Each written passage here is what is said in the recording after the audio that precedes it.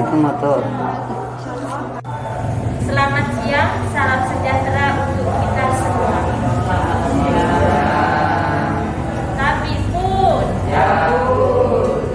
yang terhormat Kepala SMP Sakri Sukurimoro, Bapak Dr. Yoris Yono, yang terhormat Bapak dan Ibu Komateri, Bapak S. Yohanes Tri Arjono SW SPD, dan Ibu Elizabeth Yori Fitarisni SSI, serta yang terhormat Bapak dan Ibu peserta kegiatan sosialisasi Modul 1.1 Refleksi Filosofi Pendidikan Indonesia Ki Hajar Dewantara dan Modul 1.4 Budaya Positif. Indonesia tanah airku, tanah tumpah.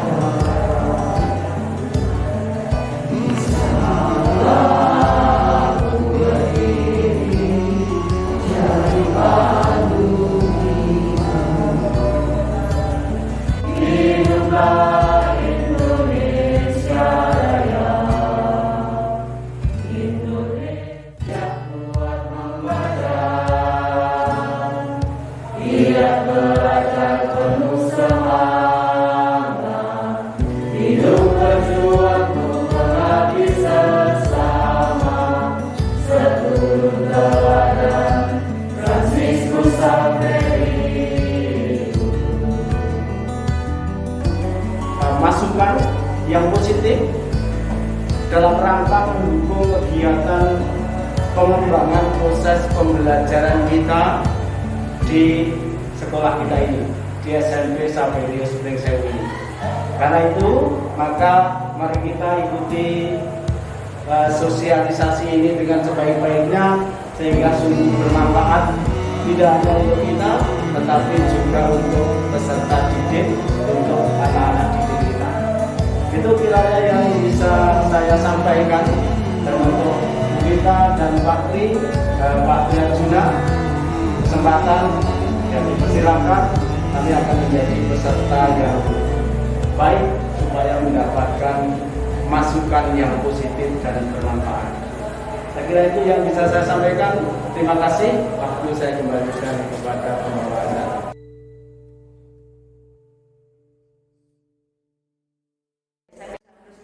Selamat siang. Selamat siang. Nabi pun. Ya pun. Salam HK3P. Manis, cerdas, jujur, disiplin, teladan. Kita tidak ngantuk ya di suasana yang memang benar-benar siang ini. Bapak Ibu, izinkan kami berdua, saya dengan Pak Arjuna, untuk menyampaikan beberapa hal yang kami pelajari dan kami dapatkan di pendidikan guru penggerak. Pada kesempatan ini kita belajar bersama. Saya juga dengan Pak Arjuna sedang belajar. Maka nanti Bapak Ibu yang mungkin ada hal yang perlu ditambahkan atau hal yang perlu dikoreksi, silahkan, karena dalam proses kami juga sedang belajar. Dalam kesempatan ini sesuai dengan alur pendidikan itu diberi nama Merdeka. Masing-masing itu memiliki arti masing-masing. Sampai A yang terakhir itu adalah aksi nyata. Nah, ini adalah salah satu aksi nyata di modul 1.4, yaitu kami diminta untuk mensosialisasikan kepada seluruh guru dan juga karyawan dan juga SDM yang ada di sekolah, sehingga yang diharapkan dari pemerintah, dari Kemendikbud, bahwa ini juga tersampaikan kepada semua. Karena memang nanti berikutnya juga tetap dibuka untuk angkatan-angkatan berikutnya, dan sangat membuka kemungkinan untuk Bapak Ibu untuk mengikutinya. Maka mungkin ini sebagai perkenalan awal, nanti ketika Bapak Ibu juga mengikuti dan mengalami, saya yakin sudah lebih matang. Baik, untuk yang pertama mengenai modul 1.1 dan modul 1.4. 1.1 itu mengenai filosofi Ki Hajar Dewantara. Lalu 1.4 itu nanti dibagi menjadi beberapa bagian. Saya dan Pak Juna sudah membaginya, nanti akan 2 bagian, tapi sudah masing-masing ya Pak Juna porsinya. Dan untuk yang filosofi juga Pak Juna juga tetap menyampaikan di bagian aksi. Nah, kami setiap kali modul pokoknya ada alur merdeka, MERDEKA. masing-masing punya arti dan itu harus diikuti terus dalam LMS itu teratur seperti itu sampai pada aksi nyata. Ini Ki Hajar Dewantara, berarti Ki Hajar Dewantara, ini Ki Hajar Dewantoro, ya, saya itu Bapak Pendidikan. Kemudian Pak Juna ini asal Sungkulodo, baik. Bu Rita namanya dan pensinya, baik. Kemudian Bu Nani Ki Hajar Dewantara, pelopor pendidikan Indonesia, Bapak Pendidikan, Ki Hajar Dewantara, Bapak Pendidikan. Tanggal lahirnya adakah yang ingat? Gak pernah ngerayain ya Pak? Pernah kan? Ingat? Iya, betul sekali Bapak Ibu. 2 Mei 1889 itu adalah lahir dari Ki Hajar Dewantara. Semuanya tahu, oh ini gambarnya pasti Ki Hajar Dewantara. Dalamnya, nah ini. Saya juga merasa apa ya? Oh, ternyata kita punya sosok yang luar biasa. Dan ini dari 1889 dalam perjalanan juga yang luar biasa. Beliau seorang bangsawan keturunan keraton, tetapi rela untuk mengganti namanya hanya untuk menyatu dengan rakyat. Ini yang luar biasa. Bagi saya, ketika saya pertama kali, saya juga sama ketika menjadi seorang pendidik, ini pun saya tidak mendalami dalam gitu loh. Tapi ketika menjalani ini, saya harus sungguh-sungguh melihat apa sih di dalam dan saya merasa bangga. Kadang-kadang kita belajar di mana? Finlandia di mana untuk belajar pendidikan, padahal akarnya, saripatinya itu ada di situ. Dan ini sangat luar biasa menurut saya. Mungkin Bapak Ibu nanti silakan juga mendalami ini. Terima kasih atas jawabannya, Bu. Nah ini dikatakan oleh Ki Hajar Dewantara, pendidikan menuntut segala kodrat yang ada pada anak-anak agar mereka dapat mencapai keselamatan, kebahagiaan yang setinggi-tingginya baik sebagai manusia maupun sebagai anggota masyarakat. Kalau saya boleh garis bawahi di sini, keselamatan, kebahagiaan. Ini menjadi refleksi terdalam bagi saya. Sudahkah kehadiran saya itu membahagiakan anak-anak? Atau kehadiran saya itu menakutkan anak-anak ketika saya hadir di tengah anak-anak? Ya, ini yang paling membuat saya dua kalimat ini. Keselamatan, kebahagiaan sebagai manusia dan sebagai anggota masyarakat. Ini sangat penting sekali bagaimana anak-anak juga hidup di masyarakat kita. Sekarang prihatin sekali melihat dalam kondisi pandemi seperti ini, karena otomatis masih akan terjadi perubahan dalam masyarakat. Nah, kita harapkan anak-anak tetap ada jalurnya. Kalau dikatakan 100% manusia dan 100% anggota masyarakat. Kemudian apa saja kan di dalamnya lain. Menurut Ki Hajar Dewantara itu sesuai kodrat. Ini juga saya baru belajar itu. Ternyata ada 2 kodrat yang ada. Yang pertama kodrat alam. Ini alamiah, berkaitan dengan sifat bentuk lingkungan di mana anak berada. Ini tidak bisa kita ubah Bapak Ibu. Kodrat alam memang sudah seperti itu, adanya seperti itu. Kemudian yang berikutnya adalah kodrat zaman. Nah, kodrat zaman itu berarti artinya mengikuti perkembangan zaman. Saya ingat ketika menjadi seorang guru, saya berpikir gimana caranya saya masuk dalam kelas. Saya membayangkan waktu itu seperti apa guru saya. Oh seperti ini. Tapi semakin kesini saya harus sadari bahwa apa yang diterapkan guru saya pada saat masa saya ternyata ya tidak semua sih. Artinya masih ada. Artinya tidak semua bisa saya ikuti seperti itu. Karena sekarang anak-anak pun berkembang. Zaman saya selalu mengatakan ke anak-anak, zaman saya buku cetak itu lihat bentuknya pun gak pernah. Ya Bu ini itu mungkin termasuk guru saya. Saya masih ingat tidak pernah melihat, kenapa tidak ada. Adapun di perpustakaan hanya yang dikembalikan, harus mencatat dan seterusnya.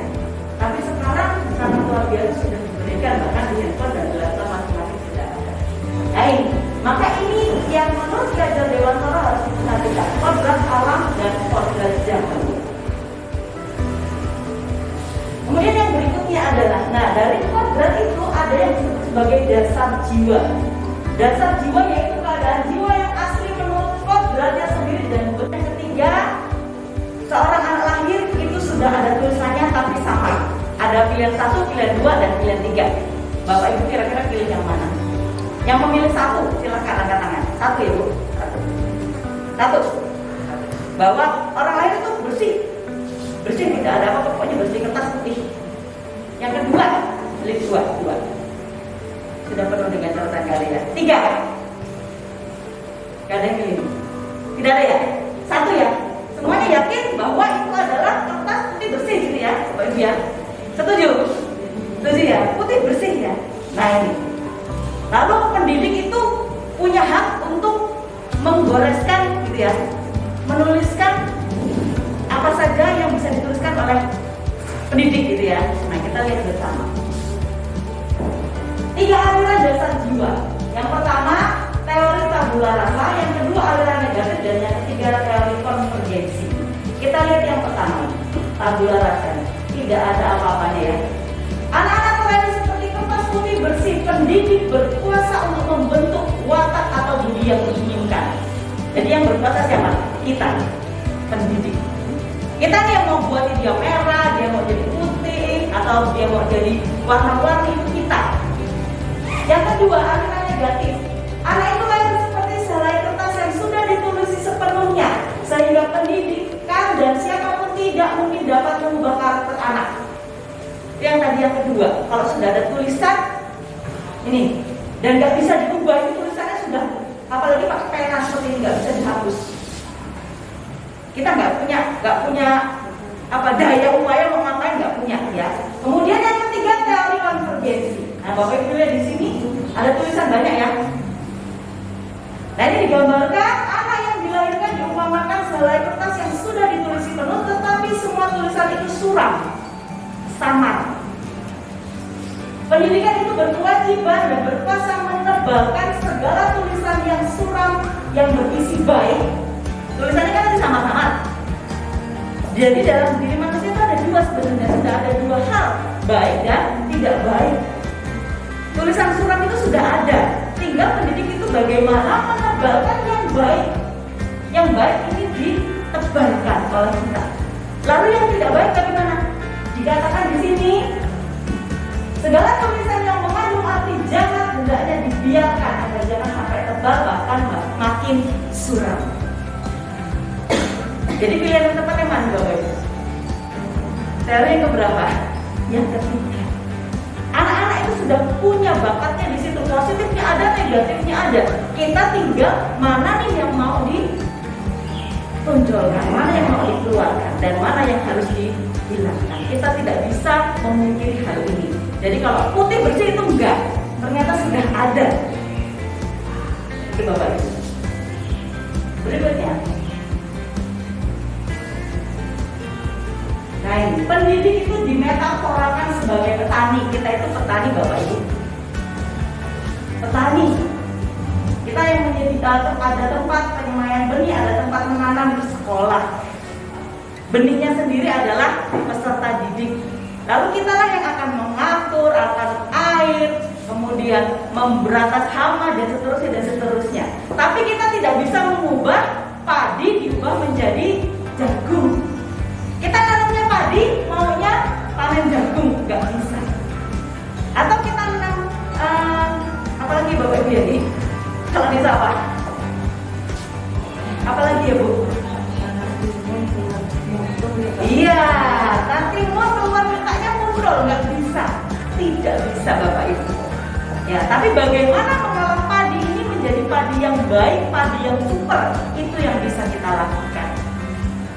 Artinya apa? Kita juga tidak bisa menuntut kepada seluruh peserta didik harus bisa semua yang ada di sekolah, karena masing-masing memiliki karakteristik sendiri. Tergantung dia siapa, dia apa. Begitu Bapak Ibu ya. Ini metafora yang luar biasa juga yang didapat dari Ki Hajar Dewantara. Maka saya katakan orang kemana-mana luar negeri, oh ternyata sebenarnya akarnya itu kita punya, dan itu sudah sejak lama. Hanya ini mulai dibangkitkan kembali. Atau mungkin Bapak Ibu yang di FKIP pernahkah mendapatkan ini? Pernah? Belum ya? Enggak ya? Mungkin yang lulusan sarjana wiata mahasiswa baru dapat. Kalau yang tidak mungkin tidak ya. Oke, bagian ini luar biasa dibongkar kembali. Berikutnya. Nah, guru menghamba pada murid. Nah, ini hamba-hambanya cantik ya Bapak Ibu ya. Zaman masih berapa kilo ini kira-kira ini yang ini ya? Oke. Nah lihat, menghamba pada murid, hambanya cantik-cantik. Artinya apa sih? Pernah di dalam perdebatan, menghamba. Yang boleh menghamba itu hanya pada Tuhan. Ada beberapa golongan mengatakan begitu, menghamba murid berarti kamu menduakan Tuhan, kamu lebih murid. Ada yang berpikir seperti itu. Padahal bukan seperti itu, Bapak Ibu. Artinya kita jadi pelayannya, jadi hambanya murid, suruh-suruh dan seperti itu. Bukan. Tapi lihat di sini ada kisah ini yang luar biasa. Kemarin sempat pada saat seminar ya Pak, yang dengan beliau ya, itu adalah salah satu murid Ki Hajar Dewantara yang masih hidup. Tapi bentuknya ya sudah tua sekali ya, sudah sepuh sekali. Tetapi dia masih bisa bicara dan bisa memberikan kesaksian langsung. Memorinya masih bagus dan masih aktif di taman siswa. Beliau mengatakan Ki Hajar Dewantara ini menjadi seperti itu, menjadi hebat, menjadi berpikir tentang pendidikan itu berawal dari anaknya. Beliau menciptakan ini, menghamba pada murid itu. Ini ada ceritanya, kisah ini asli ini anaknya. Ketika dia dibawa ke Belanda, tapi di sana belajar. Nah ini luar biasanya Ki Hajar Dewantara. Dibuang, lalu saat sibuk, beliau juga menjadi wartawan juga. Beliau sibuk, anaknya itu mendekat. Dimarah oleh bapaknya, oleh Ki Hajar Dewantara marah. Silakan keluar, pokoknya sampai diusir keluar. Dibelah, mengganggu karena dianggap mengganggu. Nah ketika keluar anaknya itu musim dingin dan hujan akhirnya. Anaknya ini kedinginan, sampai kedinginan dan dalam keadaan yang ya pokoknya iya membiru ya. Menurut ini kesaksian langsung ya, membiru. Jadi akhirnya melihat itu Ki Hajar itu merasa salah gitu loh. Kok saya malah mau melakukan ini pada anak saya. Dari situlah mengatakan bahwa saya tidak akan membuatmu sedih lagi. Saya akan menyerahkan seluruh hidup saya supaya kamu bahagia. Sebenarnya itu juga membuat sebuah refleksi juga untuk saya ketika kenapa saya kadang-kadang tidak pulang ketika ada kerjaan tetap di rumah, karena saya merasa begitu juga. Dan anak-anak itu gimana ya? Gak bisa kita udah kamu mainan sana, saya tak kerja, itu gak bisa. Itu membuat sebuah peringatan juga untuk saya sendiri gitu. Jangan sampai seperti itu gitu loh. Ketika di rumah ya sungguh-sungguh untuk anak. Ketika di sekolah ya makanya saya berusaha untuk menyelesaikannya di sekolah. Nah ini menginspirasi untuk membahagiakan peserta didik, memerdekakan peserta didik sampai tercapai student well-being. Ini yang akan kita tuju sebenarnya dari semuanya. Semuanya berpusat kepada peserta didik, kemerdekaan peserta. Merdeka seperti apa? Nah ini Bapak Ibu, dari modul 1.1 itu kemarin saya sudah mencoba untuk melakukan sedikit-sedikit aksi kecil yang saya bagikan sekarang ini untuk 1.1.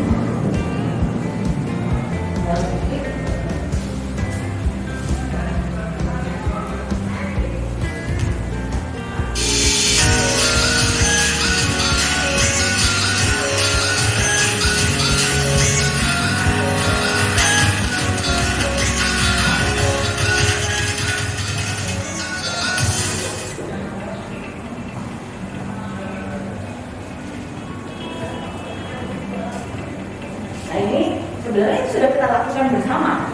Sapaan pagi ini sudah kita lakukan. Kita gerakkan lagi dan kita galakkan lagi. Karena ternyata ketika pagi menyapa mereka, nanti mereka ada testimoni dan itu tidak saya buat. Itu mereka sendiri. Saya tidak mengatur apa-apa. Saya hanya mengatakan itu yang kalian rasakan apa, silakan dilakukan. Ini setiap pagi sebenarnya kita lakukan. Dan ini sebenarnya juga berdampak pada anak. Karena di sini juga kadang kita melihat apakah anak itu sudah rapi, atau bajunya seperti apa, atau kusut, atau tersenyum, atau ada rasa sedih dan seterusnya. Ini sebenarnya di sini kita adakan. Sebenarnya sudah kita lakukan sekali.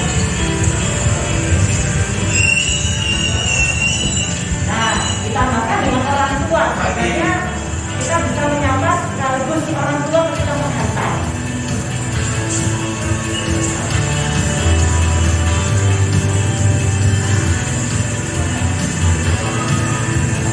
Ada testimoni mereka, yang katakan ketika pagi saya sapa,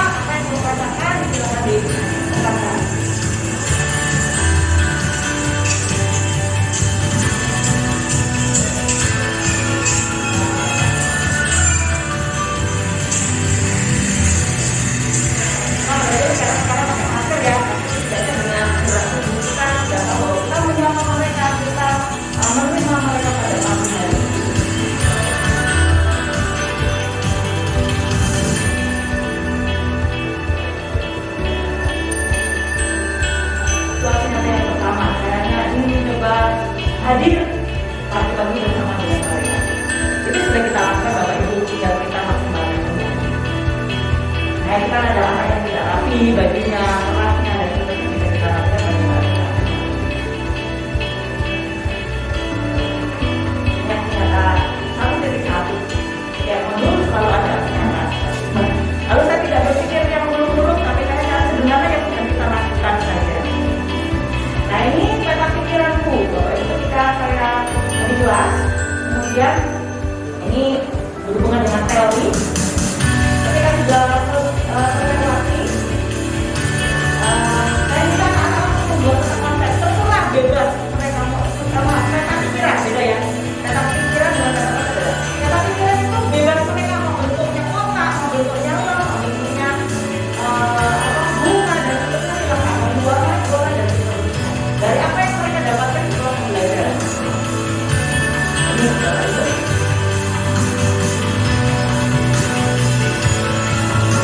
Tapi kalau mereka masih siapa buatnya, ada yang diwarnai, ada yang seperti apa bentuknya, saya serahkan ke anak-anak.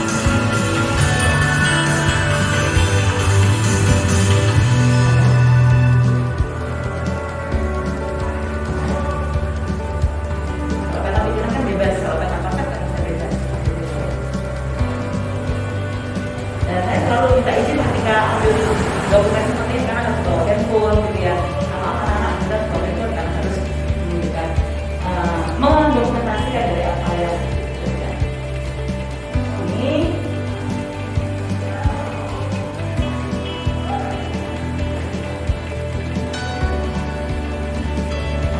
misalnya saya di Bapak Ibu katakan adalah langsung seperti itu. Nah, satu lagi, saya mencoba untuk refleksi menggunakan apa ini ya? Jamboard kalau bahasa Indonesia-nya, kalau bahasa Indonesia apa misalnya? Jamboard ya, apa ini? Papan tulis tapi digital. Nah, ini saya buka papan tulisnya secara online ya. Jadi saya mau mengajak anak untuk menggunakan gadget dengan benar ya. Jadi saya tuliskan di sini apa perasaan kalian, dan ini muncul semua nanti.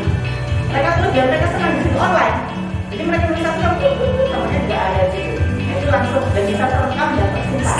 Refleksi untuk hari ini. Anak sudah tahu betul jamboard ya. Nah, ini juga ada korelasinya dengan kita untuk refleksi ya, itu ada. Mereka tuliskan kamu itu tidak mempengaruhi lah, kamu ngantuk, kamu apa telah belajar dari saya. Saya minta jujur itu tuliskan. Saya ngantuk Bu, saya bosan seperti itu ada ya. Saya tetap tidak ada nama, hanya nama absen aja. Mereka muncul itu sama mereka. Karena warna-warni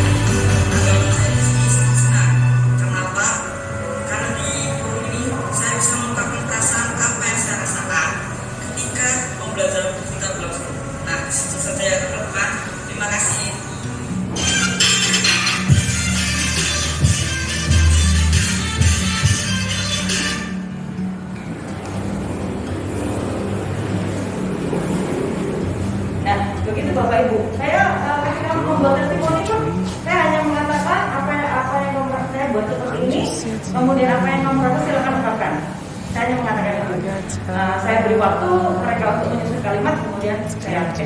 Ya, itu hanya kurang pakai mic. Nanti besok kalau Bapak Ibu pakai mic jadinya lebih keras lagi, jadi kedengeran. Nah, inilah ilustrasinya. Kita lihat di sini. Pendidikan adalah tempat persemaian segala jenis kebudayaan yang hidup dalam masyarakat kebangsaan. Ini luar biasa sekali. Pasti ketika sudah di sini negara kita maju karena semua mengacu pada masyarakat kebangsaan. Kita melihat sekarang jiwa nasionalisme di antara peserta didik pun sangat-sangat kecil, apalagi melihat sesuatu yang terjadi di negara kita akhir-akhir ini. Nah, ini sangat menjadi kehadiran kita bersama. Yang berikutnya, pengajaran pendidikan adalah memerdekakan manusia sebagai anggota persatuan atau rakyat. Melalui asas, nah ini Kiai Dewata saya juga baru tahu ketika saya mempelajari ini, asas kontinuitas, ya, berkelanjutan, konvergensi itu terstruktur, konsentrik itu berarti terpusat. Ada satu poros, ada satu patokan di situ. Kemudian semboyannya, nah Bapak Ibu tadi sudah menuliskan kebanyakan Tuturi Handayani, ingatnya, padahal sebenarnya ada 3. Kita baca bersama Bapak Ibu. 1. Engkarso Suntulodo, Engkarjo Mangunkarso Tuturi Handayani. Mohon maaf Bu Berta agak sedikit karena memang pakai bahasa apa ini Bapak Ibu ya? Bahasa Arab ya. Baik, dengan arti sekarang Engkarso Suntulodo. Apa Bapak Ibu? Pertama, di depan memberi teladan. Nah, kita sebagai pendidik diharapkan memberikan teladan dalam hal sekecil-kecilnya. Maka kalau bicara bincang-bincang dengan Bapak Ibu, ibu-ibu terutama, mau pakai baju aja kita mikir gitu loh. Guru nih, gitu ya. Mau pakai baju segini, Bu Nani kayaknya cantik ya pakai baju segini, gitu ya. Iya cantik, tapi guru. Nah, seperti itu. Kemudian Engkarjo Mangunkarso yang di tengah memberikan semangat. Kita juga harus bersemangat untuk memberikan dan mengeluarkan semangat itu. Kemudian, nah ini yang sudah familiar dengan Tuturi Handayani. Ada juga Ibu yang di belakang memberikan dorongan. Tapi jangan kenceng-kenceng, nanti bisa rungkap dan jatuh. Kemudian pesan pendidikan, nah ini yang oleh kalian juga keluarga. Seorang anak lahir itu sudah ada tulisannya tapi sama. Ada pilihan 1, pilihan 2, dan pilihan 3. Bapak Ibu kira-kira pilih yang mana? Yang memilih 1, silakan angkat tangan. 1 ya Bu? 1. Bahwa orang lahir itu bersih. Bersih, tidak ada apa-apa, pokoknya bersih, kertas putih. Yang kedua, pilih 2. Sudah penuh dengan catatan kalian. 3. Gak ada yang pilih? Tidak ada ya? 1 ya? Semuanya yakin bahwa itu adalah kertas putih bersih gitu ya, Bapak Ibu ya. Setuju? Setuju ya? Putih bersih ya. Nah ini. Lalu pendidik itu punya hak untuk menggoreskan gitu ya, menuliskan apa saja yang bisa dituliskan oleh pendidik gitu ya. Nah kita lihat bersama. 3 aliran dasar jiwa.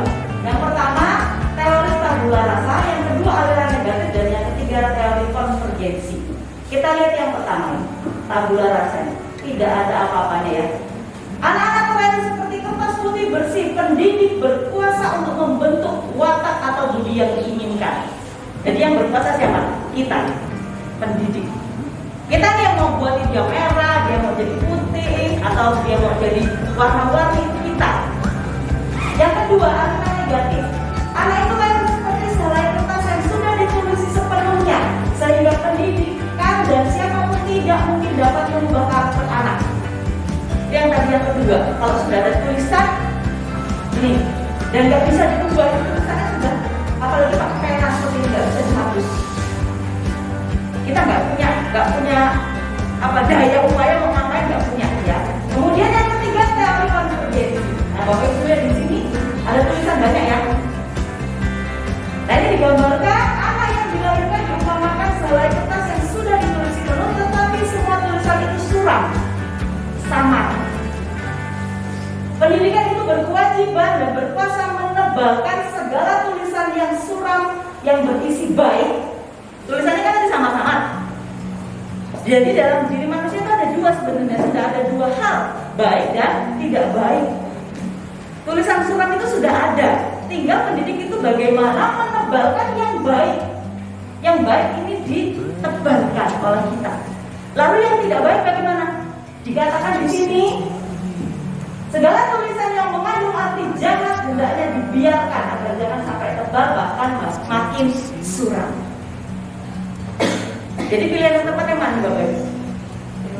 Teori yang keberapa? Yang ketiga. Anak-anak itu sudah punya bakatnya di situ, positifnya ada, negatifnya ada. Kita tinggal mana nih yang mau ditonjolkan, mana yang mau dikeluarkan, dan mana yang harus dihilangkan. Kita tidak bisa memungkiri hal ini. Jadi kalau putih bersih itu enggak, ternyata sudah ada. Itu Bapak Ibu. Berikutnya. Nah ini, pendidik itu dimetaforakan sebagai petani. Kita itu petani Bapak Ibu. Petani. Kita yang menjadi ada tempat penyemaian benih, ada tempat menanam di sekolah. Benihnya sendiri adalah peserta didik. Lalu kitalah yang akan mengatur, akan air, kemudian memberantas hama dan seterusnya. Tapi kita tidak bisa mengubah padi diubah menjadi jagung. Kita tanamnya padi, maunya panen jagung, nggak bisa. Atau kita tanam apalagi Bapak Ibu ya ini? Kalau di sawah, apalagi ya Bu? Iya, nanti mau keluar mukanya mundur, nggak bisa, tidak bisa Bapak Ibu. Ya, tapi bagaimana mengolah padi ini menjadi padi yang baik, padi yang super, itu yang bisa kita lakukan. Artinya apa? Kita juga tidak bisa menuntut kepada seluruh peserta didik harus bisa semua yang ada di sekolah, karena masing-masing memiliki karakteristik sendiri. Tergantung dia siapa, dia apa. Gitu Bapak Ibu ya.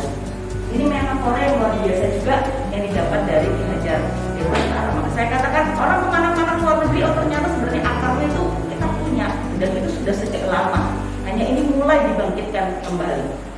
Nah, mungkin Bapak Ibu yang di FKIP pernahkah mendapatkan ini? Pernah? Belum ya? Enggak ya? Mungkin yang lulusan sarjana wiata mahasiswa baru dapat. Kalau yang tidak mungkin tidak ya. Oke, bagian ini luar biasa dibongkar kembali. Berikutnya. Nah, guru menghamba pada murid. Nah, ini hamba-hambanya cantik ya Bapak Ibu ya. Zaman masih berapa kilo ini kira-kira ini ya. Oke. Nah lihat, menghamba pada murid, hambanya cantik-cantik. Artinya apa sih? Pernah di dalam perdebatan menghamba, yang boleh menghamba itu hanya pada Tuhan. Ada beberapa golongan mengatakan begitu, menghamba murid berarti kamu menduakan Tuhan, kamu lebih murid. Ada yang berpikir seperti itu. Padahal bukan seperti itu Bapak Ibu. Artinya kita jadi pelayannya di hambanya murid disuruh dari seperti itu, bukan. Tapi lihat di sini ada kisah ini yang luar biasa. Kemarin sempat pada saat seminar ya Pak, yang dengan beliau ya, itu adalah salah satu murid Ki Hajar Dewantara yang masih hidup. Tapi bentuknya ya sudah tua sekali ya, sudah sepuh sekali. Tetapi dia masih bisa bicara dan bisa memberikan kesaksian langsung. Memorinya masih bagus dan masih aktif di taman siswa. Beliau mengatakan Ki Hajar Dewantara ini menjadi seperti itu, menjadi hebat, menjadi berpikir tentang pendidikan itu berawal dari anaknya. Beliau menciptakan ini, menghamba pada murid itu. Ini ada ceritanya, kisah ini asli ini anaknya. Ketika dia dibuang ke Belanda, tapi di sana belajar. Nah ini luar biasanya Ki Hajar Dewantara. Dibuang, lalu saat sibuk, beliau juga menjadi wartawan juga. Beliau sibuk, anak itu mendekat. Dimarah oleh bapaknya, oleh Ki Hajar Dewantara, marah. Silakan keluar, pokoknya sampai diusir keluar. Dibelah, mengganggu karena dianggap mengganggu. Nah ketika keluar anaknya, itu musim dingin dan hujan akhirnya. Anaknya ini kedinginan, sampai kedinginan dan dalam keadaan yang, ya pokoknya, iya begitu ya. Menurut ini kesaksian langsung ya. membiru. Jadi akhirnya melihat itu Ki Hajar itu merasa salah gitu loh. Kok saya malah melakukan ini kepada anak saya.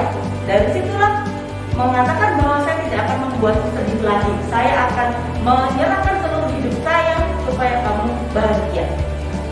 Sebenarnya itu juga membuat sebuah refleksi juga untuk saya ketika kenapa saya kadang-kadang tidak pulang ketika ada kerjaan tetap di rumah, karena saya merasa begitu juga. Dan anak-anak itu gimana ya? Gak bisa kita udah kamu mainan sana, saya tak kerja, itu gak bisa. Itu membuat sebuah peringatan juga untuk saya sendiri gitu loh. Jangan sampai seperti itu gitu loh. Ketika di rumah ya sungguh-sungguh untuk anak. Ketika di sekolah ya makanya saya berusaha untuk menyelesaikannya di sekolah. Nah ini menginspirasi untuk membahagiakan peserta didik, memerdekakan peserta didik sampai tercapai student well-being. Ini yang akan kita tuju sebenarnya dari semuanya. Semuanya berpusat kepada peserta didik, kemerdekaan peserta. Kemerdekaan seperti apa? Nah ini Bapak Ibu, dari modul 1.1 untuk kemarin saya sudah mencoba untuk melakukan sedikit-sedikit aksi kecil yang saya bagikan sekarang ini untuk 1.1.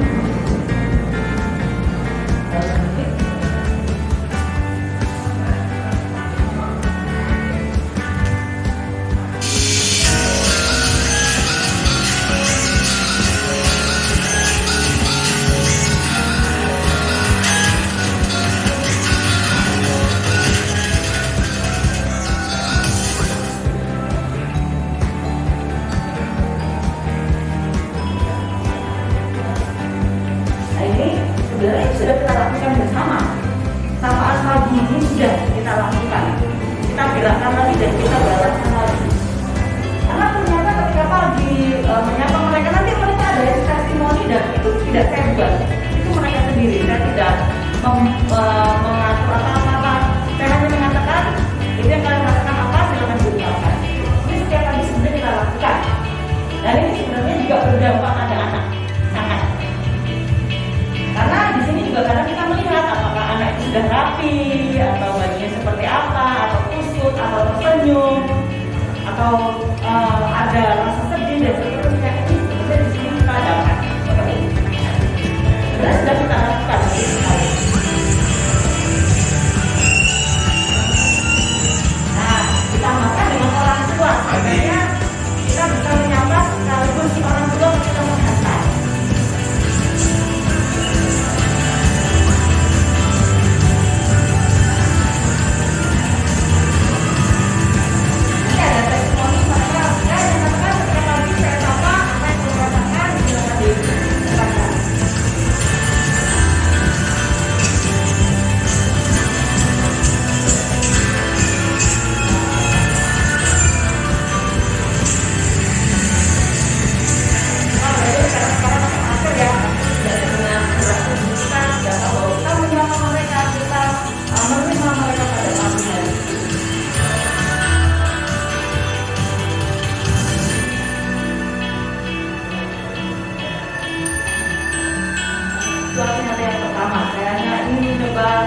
Hadir pagi-pagi bersama dengan mereka.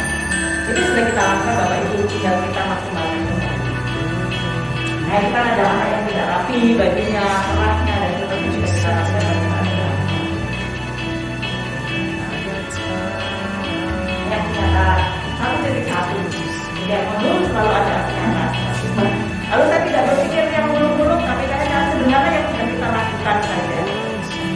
Nah ini peta pikiranku, ketika saya di kelas, kemudian ini berhubungan dengan teori. Ketika sudah selesai teori, saya minta anak-anak untuk membuat konsep, terserah bebas mereka mau peta pikiran, beda ya. Peta pikiran dengan peta pikiran. Peta pikiran itu bebas mereka mau bentuknya kotak, mau bentuknya lem, mau bentuknya bunga dan seterusnya silakan. Membuatnya bola dan seterusnya. Dari apa yang mereka dapatkan di proses belajar. Ini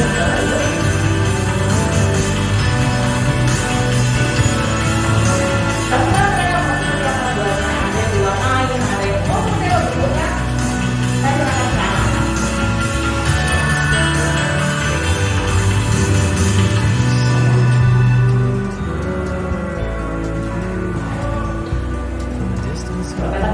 dari kalau kata konsep kan bisa beda.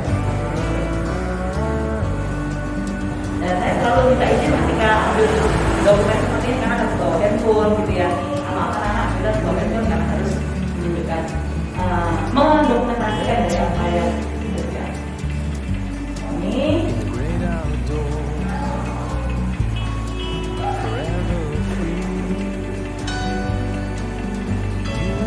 misalnya saya lagi bapak ibu katakan dalam aturan itu. Nah satu lagi, saya mencoba untuk refleksi menggunakan apa ini ya? Jamboard kalau bahasa Indonesia-nya. Kalau bahasa Indonesia apa misalnya? Apa jamboard ya? Apa ini? Papan tulis tapi digital. Nah ini saya buka papan tulisnya secara online ya. Jadi saya mau mengajak anak untuk menggunakan gadget dengan benar ya. Jadi saya tuliskan di sini apa perasaan kalian dari muncul semua nanti. Mereka tulis dan mereka senang di situ online. Jadi mereka tulis satu namanya juga ada di situ. Itu langsung dan bisa terekam dan tersimpan. Sekarang refleksi untuk hari ini. Karena sudah kita bekerja apa sih jamboard ya. Nah, Lalu yang lain silakan. ini juga ada korelasi dengan kita untuk reflektif ya. Itu ada. Mereka tuliskan kamu itu tidak mempengaruhi kamu ngantuk kamu apa telah belajar dari saya. Ya, kenapa? Saya minta jujur itu tuliskan. Saya ngantuk bu, saya bosan seperti itu ada ya. Saya kata tidak ada nama hanya nomor absen aja. Mereka muncul itu sama mereka. Karena warna-warni bisa dari warna ini. Perasaan saya hari ini tenang, saya tidak mengatakan jujur. Nah, tenang. Saya bisa refleksi terhadap pembelajaran saya juga di sini. Apakah anak-anak menyenangi saya atau anak-anak enjoy dengan pembelajaran saya? Kita semua ini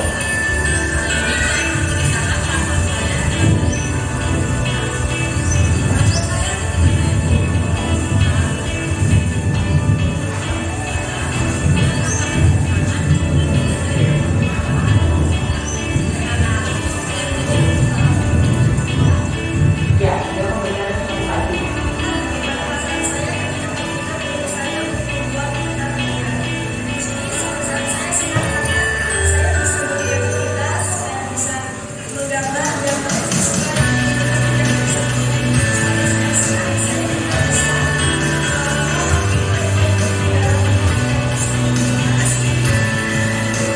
Halo teman-teman, nama saya Lucia. Saya dari kelas 2B. Saya ingat tanggapan saya itu adalah sangat bagus karena saya juga bisa memberikan, bisa mengungkapkan perasaan saya tentang pelajaran dan juga maksudnya saya bisa sampaikan.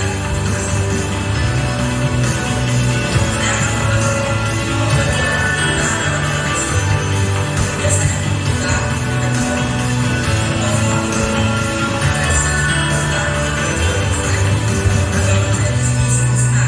kenapa? Karena di forum ini saya bisa mengungkapkan perasaan apa yang saya rasakan ketika pembelajaran kita berlangsung. Nah, itu saja ya teman-teman. Terima kasih.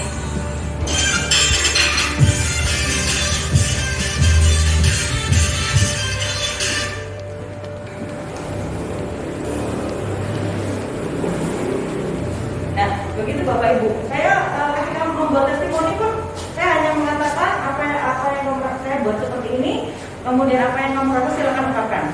Saya hanya mengatakan itu. Saya beri waktu mereka untuk menyusun kalimat, kemudian saya update. Ya, itu hanya kurang pakai mic. Nah, besok kalau Bapak Ibu pakai mic jadinya lebih keras lagi, jadi kedengeran. Nah, inilah intisarinya. Kita lihat di sini. Pendidikan adalah tempat bersemayam segala jenis kebudayaan yang hidup dalam masyarakat kebangsaan. Ini luar biasa sekali. Pasti ketika sudah di sini negara kita maju karena semua mengacu pada masyarakat kebangsaan. Kita melihat sekarang, nah jiwa nasionalisme ya salah peserta didik pun sangat-sangat kecil. Apalagi melihat sesuatu yang terjadi di negara kita akhir-akhir ini. Nah ini sangat menjadi kehadiran bersama. Yang berikutnya, pengajaran pendidikan adalah memerdekakan manusia sebagai anggota persatuan rakyat. Melalui asas, nah ini diajar di Mataram, saya juga baru tahu ketika saya mempelajari ini, asas tripod, kontinuitas, urgensi, terstruktur, konsentris itu berarti terpusat. Ada satu poros, ada satu patokan di situ. Kemudian semboyannya, nah Bapak Ibu tadi sudah menuliskan kebanyakan Tuturi Handayani, ingatnya. Padahal sebenarnya ada 3. Kita baca bersama Bapak Ibu. 1. Ingkarso Tulodo, Ing Madyo Mangunkarso Tuturi Handayani. Mohon maaf Bu Berta agak lebih sedikit karena memang pakai bahasa apa ini Bapak Ibu ya? Bahasa Arab ya. Baik, dengan arti sekarang Ingkarso Tulodo. Apa Bapak Ibu? Ulama di depan memberi teladan. Nah, kita sebagai pendidik diharapkan memberikan teladan dalam hal sekecil-kecilnya. Maka kalau bicara bincang-bincang dengan Bapak Ibu, ibu-ibu terutama, mau pakai baju aja kita mikir gitu loh. Guru nih gitu ya. Mau pakai baju segini, Bu Nani kayaknya cantik ya pakai baju segini gitu ya. Iya cantik, tapi guru. Nah, seperti itu. Kemudian Madyo Mangunkarso yang di tengah memberikan semangat. Kita juga harus bersemangat untuk memberikan dan menularkan semangat. Kemudian nah ini yang sudah familiar kita dengar, kita dengar Tuturi Handayani. Apa itu Bapak Ibu? Yang di belakang memberikan dorongan. Tapi jangan kenceng-kenceng nanti bisa terungkap dan jatuh. Kemudian pesan pendidikan, nah ini yang oleh Gajar juga, keluarga, sekolah dan masyarakat. 3 hal ini tidak bisa dipisahkan dalam pendidikan. Tidak bisa hanya sekolah saja, tapi sekolah, keluarga dan masyarakat. 3-tiganya harus bekerja sama bersama-sama dalam proses pendidikan. Tidak bisa di rumah saja, tidak bisa di sekolah saja, dan masyarakat juga. Nah ini gambarannya Merdeka Belajar, Sistem Amor, ya, aman siswa dan di pusat pendidikan. Merdeka itu seperti apa? Apa dibiarkan anak-anaknya seperti apa?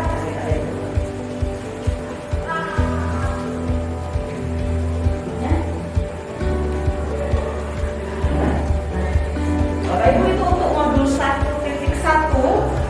aksi nyatanya seperti itu yang sudah saya buat. Kemudian 1.2 itu mengenai peran dan nilai guru penggerak. Ini memang diharapkan bergerak-gerak gitu ya Bapak Ibu ya. Saya mengambil aksi nyatanya karena itu memang menggerakkan nilai guru penggerak itu ada kreatif, kemudian inovatif ya, dan teman-temannya saya tidak bahas banyak, hanya saya mau mengatakan aksi nyata yang saya buat itu saya gabungkan dengan IHT kemarin karena itu ada hubungannya dengan rekan-rekan sejawat seperti itu, mengajak, menggerakkan seperti itu, maka saya masukkan di bagian IHT yang kemarin sudah dilewati. Kemudian 1.3 visi apa? 1.3 itu visi guru penggerak. Visi guru penggerak, saya mengambil visi menuju peserta didik yang memiliki profil pelajar Pancasila. Nah, seperti apa nanti kita akan lihat bersama seperti apa sih profil pelajar Pancasila. Ini sudah kelewatan apa ya? Sepertinya saya merasa belum kelewatan.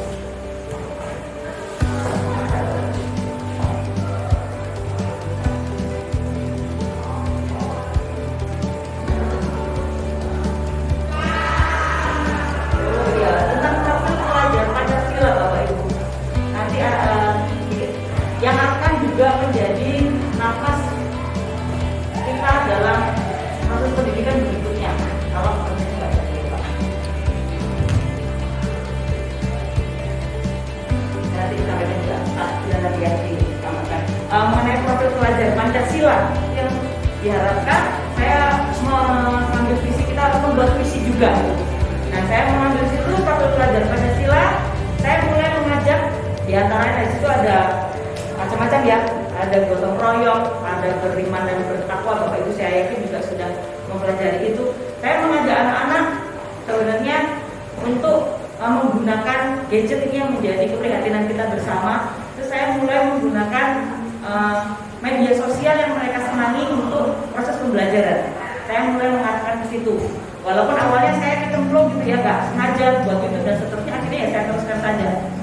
Karena saya, lalu kemarin juga saya mengatakan anak-anak subscribe ya, bukan ibu cari uang, tapi menghargai dari apa yang sudah saya buat, karena membuat sebuah video itu bukan perkara yang mudah. Itu di modul 1.3. Nah, yang berikutnya adalah modul 1.4, itu dikatakan budaya positif. Masih sama landasannya, maka kita punya orang yang luar biasa tapi tidak sadar. Landasannya sama, di mana ada kemerdekaan, di situ harus ada disiplin yang kuat. Sungguh pun disiplin bersifat self-disiplin, yaitu kita sendiri yang mewajibkan kita dengan keras-kerasnya. Tapi itu sama saja sebab kalau kita tidak cakap melakukan self-disiplin, wajiblah penguasa lain mendisiplinkan kita, dan peraturan demikian itu harus ada di dalam suasana yang merdeka. Nah, ini disiplin mulai dari mana? Self itu apa cerita ya? Diri sendiri. Jadi harus mulai dari diri kita sendiri. Ketika mau merasa merdeka. Nah, ini. Boleh merdeka dengan disiplin seperti apa sih? Merdeka itu bukan artinya boleh apa saja, melakukan apa saja dengan seperti itu. Disiplin yang dimaksud adalah disiplin diri yang memiliki motivasi internal. Jika kita tidak memiliki motivasi internal, maka kita memerlukan pihak lain untuk mendisiplinkan kita, atau motivasi eksternal karena berasal dari luar, bukan dari dalam diri kita sendiri. Ini yang kita tanamkan ke anak-anak juga, bahwa melakukan sesuatu motivasi, tapi motivasi dari dalam, karena memang itu harus dilakukan. Memang saya menyadari ini penting, saya harus lakukan, bukan karena hal-hal yang lain. Ini baru orang dikatakan merdeka. Artinya melakukan sesuatu, terutama hal itu bukan karena dilihat, karena seperti itu, tapi merasa bahwa ini penting. Seperti itu Bapak Ibu, untuk disiplin positif ini. Nah, disiplin diri. KD, merdeka itu artinya tidak hanya terlepas dari perintah, tetapi juga cakap buat memerintah diri sendiri. Ini yang harus menjadi garis bawah kita. Merdeka bukan artinya terserah kamu apa, tidak seperti itu. Tapi di sini dikatakan cakap buat memerintah diri sendiri, mengendalikan diri sendiri, itu baru dikatakan orang merdeka. Karena melakukan sesuatu memang dari dalam, memang dari motivasi dalam. Kemudian, KHD ini ternyata sejalan dengan ahli lagi yang namanya ini. Kalau dalam bahasa Indonesia, siapa gugatan ini bacanya jadinya tetap Diane Bosen gitu ya. Itu dalam bahasa Indonesia. Ya. Dikatakan disiplin diri dapat membuat seorang membalik potensinya menuju kepada sebuah tujuan, sesuatu yang dihargai dan bermakna. Kuncinya ini Bapak Ibu. Untuk menuju merdeka belajar, kuncinya adalah ini. Ini juga saya pelajari, saya juga sudah belajar sama. Mengatur diri dan menguasai diri, bertanggung jawab terhadap apa yang dilakukannya dengan mereka berdasarkan tindakan mereka pada nilai-nilai kebajikan universal.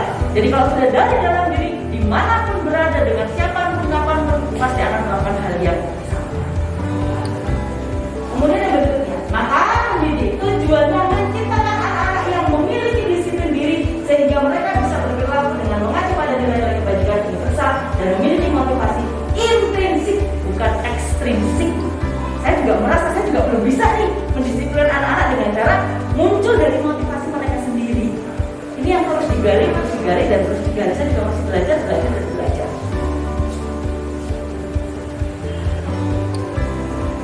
Nah, dalam motivasi tadi dikatakan eksternal internal. Nah, menurut Diane Bosen, ini saya baca dalam bahasa Indonesia ya, bukunya. Bu Rita, tolong dibacakan ini translate saya nanti.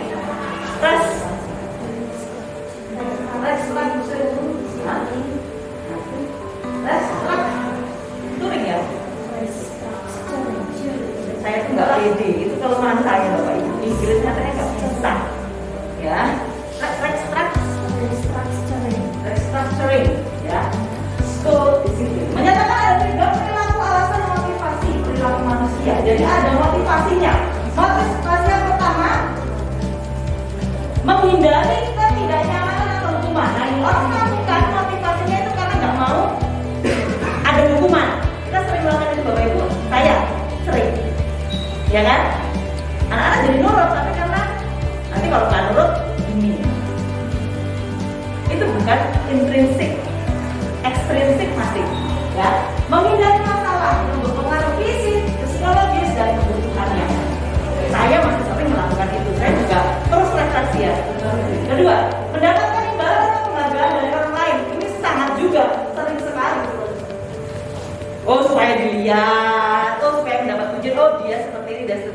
juga demikian, Bapak Ibu.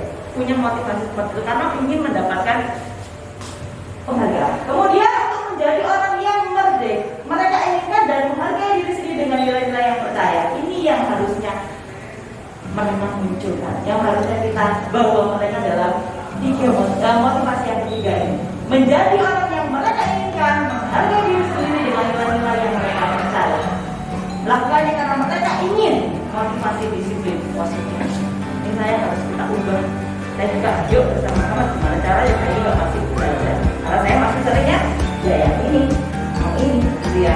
Kita terapkan ke anak kan sering seperti itu.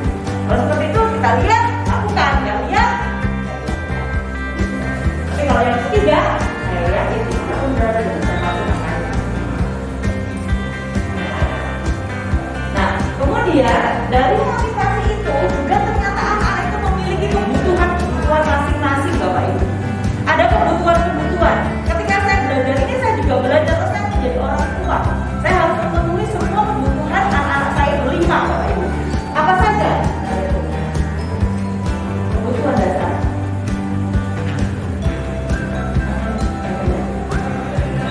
Oh, iya. Nah, ini ada kasus. Bisa dibaca, Bapak Ibu? Buang Mbak. Kenapa buang Mbak ini ya? Kasusnya Ibu Mbak, guruan kelas 2A. Kalau kecil ya, karena ini kasus ya, nggak masalah ya. Kalau kita di SMP, sedang bingung menghadapi kelas di kelasnya. Beberapa anak di kelas 2A telah datang melakukan hal yang seringkali mengganggu karena manusia mereka dengan paksa. Jika Anda menghadapi situasi seperti Ibu Amba, apa yang akan Anda lakukan? Apa bisa kira-kira? Punya murid suka ngambil bekal temannya, paksa. Kira-kira bisa kan apa yang dilakukan pertama? Kalau dulu alasan anaknya melakukan itu karena apa? Mungkin dari bekal orang tua. Ditanya dulu ya, kenapa ya? Sama ya tadi Bapak Ibu ya, kenapa? Yang ditanya adalah mengapa gitu ya. Bilangin ya. Kemudian dia lama dan orang tuanya tidak membawakannya bekal makan siang. Enggak bawa bekal itu. Apa itu?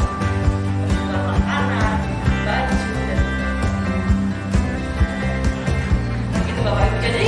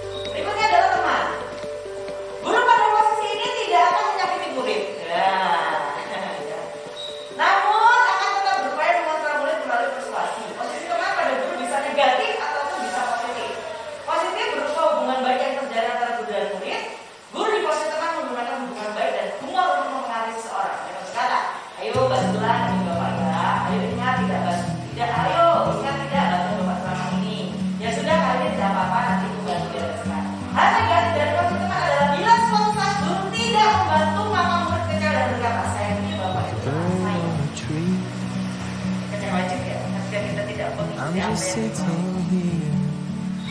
Kemudian I got kalau lagi time. berusaha ya, yang timbul adalah berpindah to see. tertentu, tidak untuk guru lainnya. Ini ada kata aja, From up ada here. kata itu juga terjadi dengan kita. The world Ayat, seems small. jadi dengan dia mau ngumpul ya, kalau dengan saya mau enggak, We can gitu ya. sit Ini juga mempengaruhi tersebut. Kemudian It's so beautiful. memantau. Nah, ini You and me memantau berarti mengawasi. Pada saat kita mengawasi, meant to be. pasti memantau berdasarkan peraturan dan konsekuensi dengan menggunakan sanksi atau konsekuensi. Karena misalnya hubungan pribadi dengan murid, sebagai seorang yang menjalankan proses memantau, makanya diajukan seperti ini. Peraturannya apa? Apa yang telah kamu lakukan? Nanti ada konsekuensinya apa? Seorang memantau sangat mengandalkan kepentingan dan mengandalkan digunakan sebagai bukti atas kebenaran. Proses ini menggunakan sikap, kata-kata, konsep, semua itu harus berawal dari respon yang akan Sometimes you need to go. ini sudah agak lebih baik lagi. Yang terakhir bilang To see the kalau kita bisa pakai yang mana ya yang waktu beda. distance you can tell. Manajer, posisi peran manajer berbuat sesuatu bersama dengan murid, mempersiapkan murid, mempertanggungjawabkan perilakunya, mempersilakannya, mempersilakan murid mempertanggungjawabkan perilakunya, mendukung murid menemukan solusi atas permasalahannya. In the great Seorang manajer telah memiliki keterampilan di posisi teman ataupun pemantau, dan dengan demikian bila janji di waktu tertentu kembali kepada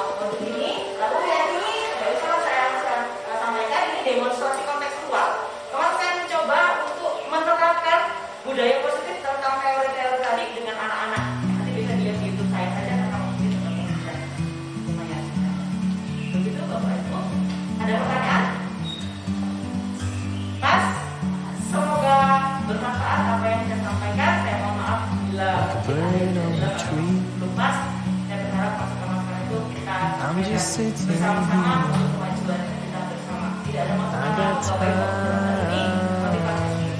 Pertama yang memang harus diminta untuk ini, yang kedua saya pikir bahwa ini baik dan ini bisa dikeluarkan ke teman. The world seems small. We can sit together. It's so good. You and me. We meant to be in the great outdoors. Kami pun Forever. perkenalkan, nama saya Yohanes Suprapto. Saya mengajar di SMP 1 Setu. Pada kesempatan ini saya sangat mengucapkan terima kasih kepada Ibu Elizabeth Yolika Yasmi yang pada hari ini telah membagikan ilmu yang baru menurut saya, karena saya baru hari ini mendengarkan pemaparan beliau tentang modul 1.1 Refleksi Filosofi Pendidikan Indonesia di Ajar Berbicara dan modul 1.4 Budaya Positif. Ibu kita telah memaparkan sangat bagus bagi saya, terutama untuk pengembangan pembelajaran Meant to be pelajaran prakarya. in the Dari great situ outdoors. saya menjadi mengerti Forever. hakikat pendidikan yang sebenarnya. Ternyata kita meneladani seorang tokoh yaitu Ki Hajar Dewantara. Semoga apa yang saya alami bersama Buka pada hari ini dapat saya implementasikan dalam kegiatan pembelajaran saya sehari-hari. Itulah dari saya.